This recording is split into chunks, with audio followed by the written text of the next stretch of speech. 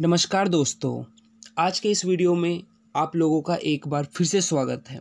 So friends, आज के इस वीडियो में हम जानने वाले हैं भारत के आज़ाद होने के बाद की कहानी, यानी कि भारत में उसके बाद किस तरीके से गवर्नमेंट बनी, भारत के सामने क्या क्या चैलेंजेस थे, उस वक्त जो कॉमनल राइट्स हो रहे थे उसके बारे में जानेंगे और सबसे लास्ट में गांधी जी के असैसिनेशन के बारे में जानेंगे।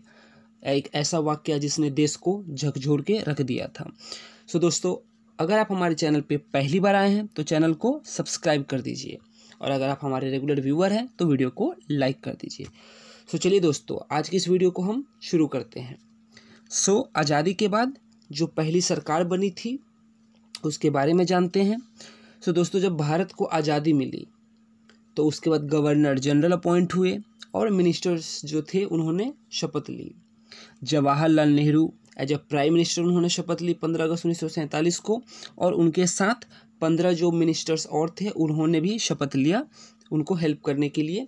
ये जो 15 मेंबर्स थे ये अलग अलग मिनिस्टर बने, अलग अलग डिपार्टमेंट के। सरदार पटेल जो थे उनको डिप्टी प्राइम मिनिस्टर बनाया गया और वो इस पद पर तब तक रहे जब तक कि उनकी मृत्यु नहीं हो जाती है 1950 के दिसंबर महीने में। लॉर्ड माउंटबेटन और उसके बाद फिर सी राजागोपालाचारी, जिनको कि प्यार से लोग राजा जी भी कहते थे, ये गवर्नर जनरल रहे इंडिया के। कब तक? 26 जनवरी 1950, 26 जनवरी 1950, जबकि इंडिया एक रिपब्लिक स्टेट बन गया, सॉवरन स्टेट बन गया। और बाद में राजेंद्र प्रसाद को इंडिया का फर्स्ट प्राइम मिनिस्टर चुन लिया गया। अब दोस्तों, आपके लिए यहाँ पे एक क्वेश्चन है, आपको ये बताना है कि राजेंद्र प्रसाद किस स्टेट को बिलोंग करते थे, यानी कि वो किस राज्य के थे। अब दोस्तों, जो 15 मेंबर्स के बारे में मैंने बात किया था, अब उनके बारे में हम जानते हैं।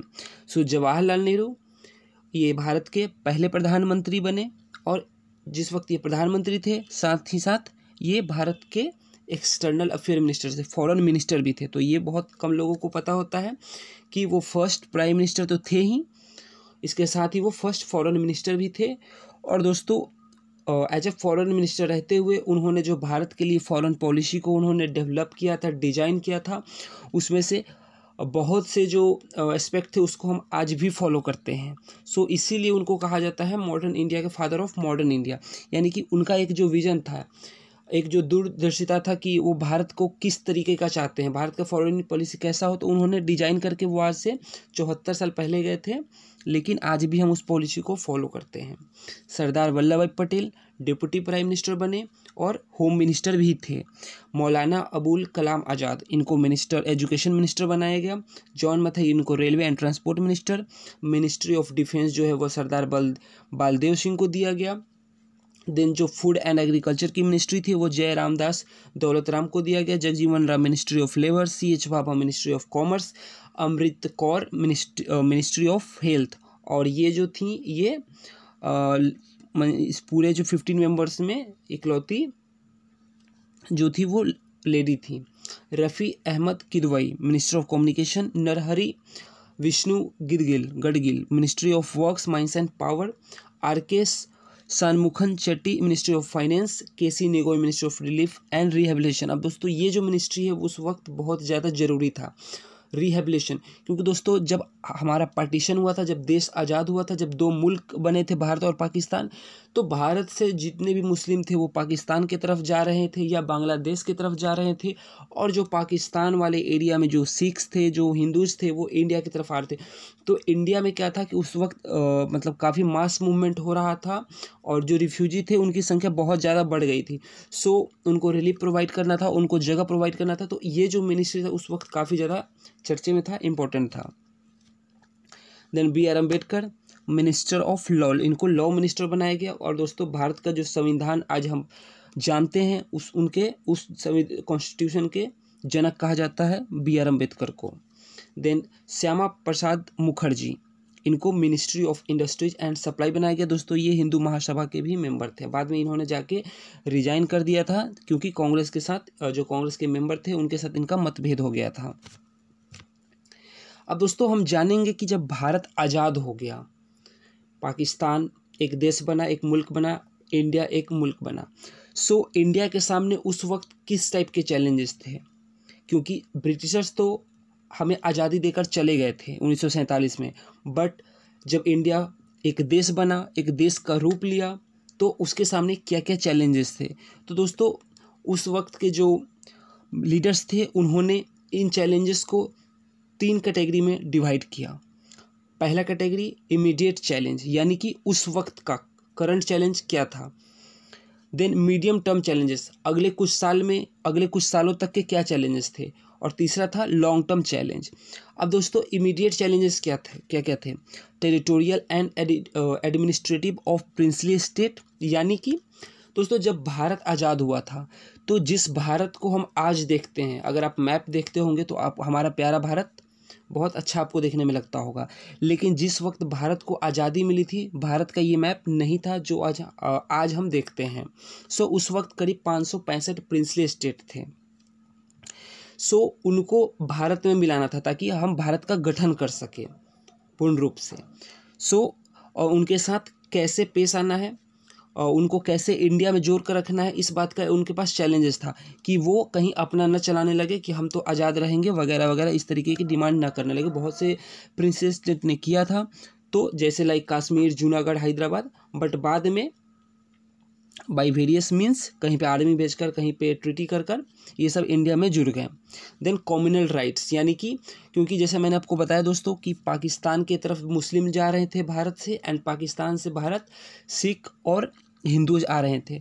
सो फ्रेंड्स उस वक्त कम्युनल राइट्स काफ़ी हुआ था पार्टीशन के समय, तो ऐसा डर था कि एक बार पार्टीशन हो गया, अब इंडिया पाकिस्तान भी हो गया, और मास मूवमेंट जो हुआ था वो सिर्फ 1947 में ही नहीं हुआ था, ये अगले कई सालों तक चलता रहा, अगले 10 से 15 सालों तक चलता रहा कि जो मुस्लिम है वो धीरे धीरे करके जो 47 में नहीं जा पाए थे पाकिस्तान, वो 50, 55, 1960 तक जाते रहे, और उसी तरीके से पाकिस्तान से भी भारत में हिंदू का आना लगा रहा। सो जो भी लीडर्स थे उस वक्त के, including prime minister Jawaharlal Nehru, उनको ये डर था कि कम्युनल राइट्स और न भड़क जाए। Then rehabilitation of nearly 60 lakh refugee, मैंने आपको कहा कि इनका जो था देखभाल करना बहुत ज़रूरी था जो वहाँ से रिफ्यूजी आए थे पाकिस्तान से। और एक और चैलेंजेस था कि अभी तो हम जस्ट मतलब इतना खून खराबा के बाद भारत और पाकिस्तान को आज़ादी मिली है, 2 मुल्क बने हैं, तो कहीं ऐसा ना हो कि कम्युनल राइट्स जो है वो बहुत भयंकर रूप ले ले और फिर भारत और पाकिस्तान में युद्ध छिड़ जाए, तो इसका भी डर था। ये इमीडिएट चैलेंज थे। अब हम मीडियम टर्म चैलेंजेस की बात करते हैं। मीडियम टर्म चैलेंजेस, सो पहला था framing of the constitution for India. अब दोस्तों देश को अगर चलाना है तो हमको कुछ नियम कानून कायदे होने चाहिए, तभी देश चलेगा। अगर कोई कानून नहीं होगा तो फिर देश में अराजकता फैल जाएगी। मतलब सिंपल सा आप ये सोचिए कि हम घर में रहते हैं, हमारे घर के भी कुछ रूल्स एंड रेगुलेशंस होते हैं और हम उसके हिसाब से ही चलते हैं। अगर मान लीजिए कि घर में आपके पेरेंट्स नहीं है, कोई रूल्स और रेगुलेशन नहीं है, तो क्या घर चल पाएगा? तो इसका आंसर है बिल्कुल भी नहीं। तो अगर कोई नया देश आज़ाद होता है, नए देश की गठन मतलब फॉर्मेशन होता है, तो उस देश को चलाने के लिए रूल्स और रेगुलेशन चाहिए, और उसी रूल और रेगुलेशन को हम कॉन्स्टिट्यूशन में लिखे हुए हैं कि हमारा भारत देश किस तरीके से चलेगा, क्या क्या भारत में कानून होंगे। सो भारत के लिए एक कानून बनाना था, क्योंकि आज तक तो हम पिछले 200 से 250 साल से हम ब्रिटिशर्स के गुलाम थे।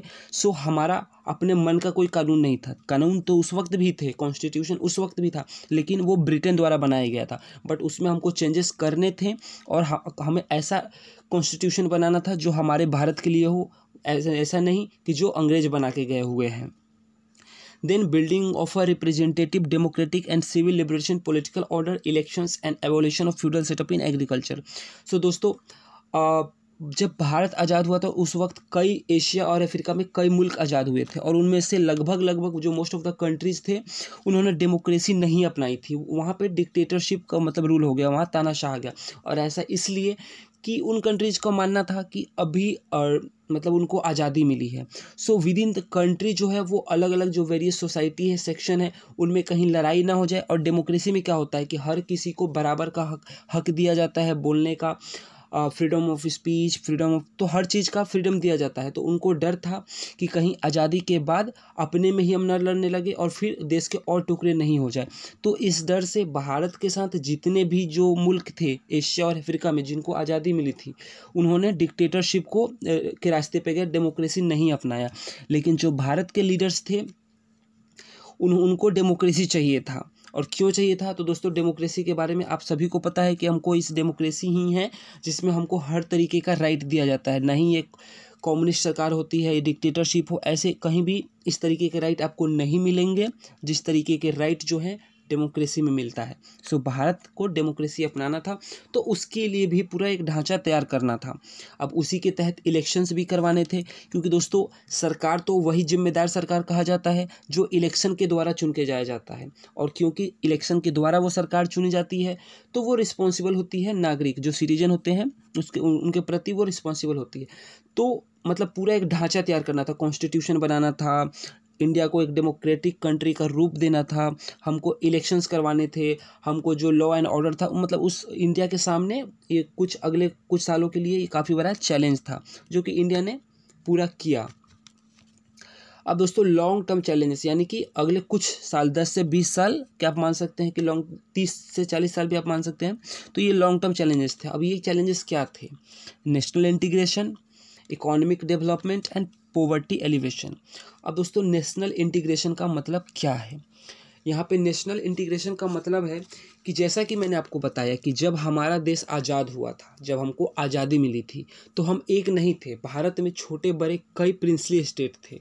सो उनको मिला के रखना था। एक बार तो वो मान गए, लेकिन दोस्तों ये भी तो हो सकता था कि आगे चलकर उनको पीछे से कोई देश सपोर्ट कर दे, पाकिस्तान सपोर्ट करे किसी प्रिंसली स्टेट को, चाइना सपोर्ट कर दे, या कोई और तीसरी पार्टी आके सपोर्ट करे और भारत के खिलाफ वो जो प्रिंसली स्टेट है वो विद्रोह कर दे।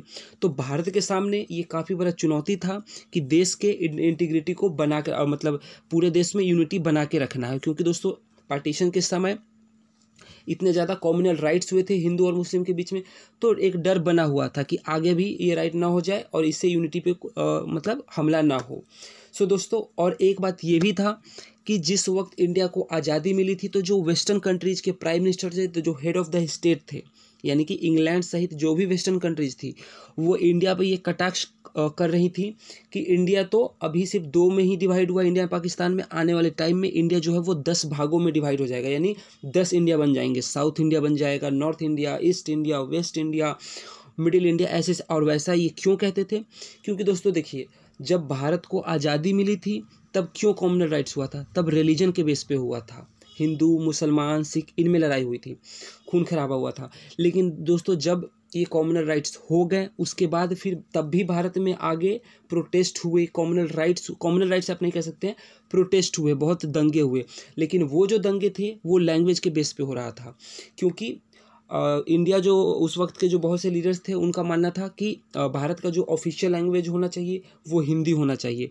लेकिन साउथ इंडिया में इसका काफ़ी ज़्यादा विरोध हो रहा था कि हमारे ऊपर हिंदी जो है वो ज़बरदस्ती थोपा जा रहा है। तो दोस्तों सिर्फ ऐसा नहीं है कि रिलीजन ही था जो कि भारत के इंटीग्रिटी यूनिटी पे खतरा था, रिलीजन था, देन लैंग्वेज था, क्योंकि इंडिया में आज भी आप देखिए अगर आप ईस्ट में जाते हैं तो वहाँ के लोगों का लैंग्वेज कुछ और है जो हम नहीं समझ सकते हैं, नॉर्थ इंडिया का लैंग्वेज कुछ और है, वेस्ट में जाइए वहाँ पे लैंग्वेज कुछ और है, साउथ इंडिया में जाइए तो वहाँ पे लैंग्वेज कुछ और है। यानी कि भारत में कई तरह के जो लैंग्वेज है और उनके बोलने वाले लोग रहते हैं। सो जब भारत में ये बात सामने आया कि भारत जो है वो हिंदी को राष्ट्रभाषा घोषित, नेशनल लैंग्वेज घोषित करना चाह रहा है, तो इससे क्या हुआ कि साउथ इंडिया में एक जो दंगा भड़कने लगा कि हमारे ऊपर थोपा जा रहा है, उनको वो इंग्लिश की डिमांड कर रहे थे। तो मतलब उस वक्त बहुत ही मतलब अलग अलग मुद्दों पे भी प्रोटेस्ट हो रहे थे। सो ऐसे में भारत को इंटीग्रेट करके रखना, जोड़ के रखना, यूनाइट करके रखना काफ़ी बड़ा चैलेंज था। Then economic development. अब दोस्तों आपको पता होना चाहिए कि जब अंग्रेज भारत छोड़कर गए थे तो उन्होंने भारत का जो इकोनॉमी था उसको तहस नहस करके गए थे, क्योंकि दोस्तों एक टाइम था जब पूरे दुनिया के जीडीपी का भारत 30% कंट्रीब्यूट करता था। लेकिन जैसे अंग्रेज़ों का भारत में एंट्री हुआ और जब वो छोड़ कर गए तो भारत को इतने दयनीय स्थिति में छोड़ के गए थे कि जो भारत का इकोनॉमी था वो लड़खड़ाया हुआ था, वो रेंग रहा था, आप कह सकते हैं। उसको खड़ा करना था और उसको और आगे लेकर जाना था। और दोस्तों भारत में गरीबी हद से ज़्यादा था, क्योंकि भारत का शोषण हुआ था, एक हर तरीके से शोषण उन्होंने किया था, रिलीजन के बेस पे, सोशल, इकोनॉमिक, हर तरीके से भारत का शोषण हुआ था। सो भारत का जितना भी धन था, संपत्ति था, वो कहाँ गया था? वो सब इंग्लैंड जा चुका था। और इस पे दादा भाई नौरोजी ने एक बुक भी लिखा था, ड्रेन थ्योरी, यानी कि उन्होंने बताया था कि किस तरीके से अंग्रेज जो है वो हमारा शोषण कर रहे हैं और भारत का जितना भी धन संपत्ति संपदा है उसको वो ब्रिटेन में शिफ्ट कर रहे हैं। तो भारत में उस समय जो गरीबी थी वो चरम सीमा पर थी। और दोस्तों उस वक्त जो एम्प्लॉयमेंट के जो आप कह सकते हैं कि रोज़गार भी नहीं था, लोग पढ़े लिखे भी नहीं थे, गरीब भी थे। तो ये सब लॉन्ग टर्म चैलेंजेस थे जो भारत को फेस करना था। अब दोस्तों देखिए, भारत इसमें किस किस पर टिक होता है नेशनल इंटीग्रेशन में। तो दोस्तों आज भारत को आज़ाद हुए 74 साल हो गए। सो भारत का बंटवारा नहीं हुआ, सिर्फ पाकिस्तान तक ही रह गया। सो जो वेस्टर्न कंट्रीज कहते थे कि भारत के 10 पार्ट हो जाएंगे, वो हमने नहीं होने दिया और आज भी हम यूनाइट हैं, एक हैं। बेशक हमारे लैंग्वेज अलग है, हम फेस्टिवल अलग सेलिब्रेट करते हैं, हमारे जो ड्रेस कोड है वो अलग है, लेकिन साउथ इंडिया हो, नॉर्थ इंडिया हो, हम सब भारत में ही रहे और भारत को हम बंटने नहीं दिए। तो नेशनल इंटीग्रेशन पे आप टिक कर सकते हैं। देन इकोनॉमिक डेवलपमेंट, तो दोस्तों अगर हम बात करेंगे कि जब हम आज़ाद हुए थे उस वक्त हमारा इकॉनमी का क्या हालत था और आज इकॉनमी का क्या हालत है, तो दोस्तों हम ये पाएंगे कि हमने काफ़ी ज़्यादा डेवलपमेंट किया है और हमको आगे और भी डेवलपमेंट करने की ज़रूरत है। अब दोस्तों पॉवर्टी की बात करते हैं। तो दोस्तों इस पे भारत में बहुत राजनीति होता है, एक पार्टी दूसरे पार्टी के ऊपर एलिगेशन लगाती है कि भारत में आज भी गरीबी बना हुआ है। लेकिन दोस्तों जो उस वक्त सिनारियो था और जो आज सिनारियो है, ठीक है दोस्तों, आज भी भारत में बहुत से लोग हैं वो पॉवर्टी लाइन से नीचे रहते हैं, लेकिन फिर भी उस वक्त के हालात और इस वक्त के हालात में ज़मीन आसमान का फ़र्क है। अब दोस्तों हम बात करेंगे कि किन रीजन्स में सबसे ज़्यादा दंगे हुए थे। सो दोस्तों ऐसा नहीं है कि जब देश आज़ाद हुआ था उसी वक्त दंगे हुए थे।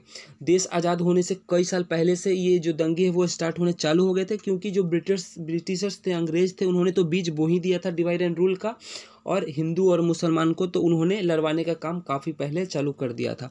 लेकिन दोस्तों जब पार्टीशन होगा, इसकी अनाउंसमेंट हुई, तो जो सिचुएशन था वो और ज़्यादा भयावह हो गया और चारों तरफ जिधर नज़र घुमाते उस वक्त आप घुमाते उस हर जगह दंगे ही दंगे हो रहे थे। और सबसे ज़्यादा उन जगहों पे दंगा हो रहा था जहाँ पे रेड क्लिफ लाइन ड्रॉ किया गया था, यानी कि जहाँ से भारत और पाकिस्तान का बंटवारा किया जा रहा था, जो बॉर्डर्स थे उस पार्ट में काफ़ी ज़्यादा दंगे हुए, लाइक बंगाल एंड पंजाब। और दोस्तों वहाँ पे रेप्स हुए, मर्डर्स हुए। देन जो वुमेंस थी, लेडीज़ थी, उनको अपहरण किया गया, जो बच्चे थे उनका अपहरण किया। तो काफ़ी ज़्यादा मतलब क्राइम हुआ जिसको हम विश्वास भी नहीं कर सकते, जिसको सुनकर ही आपके रोंगटे खड़े हो जाएंगे।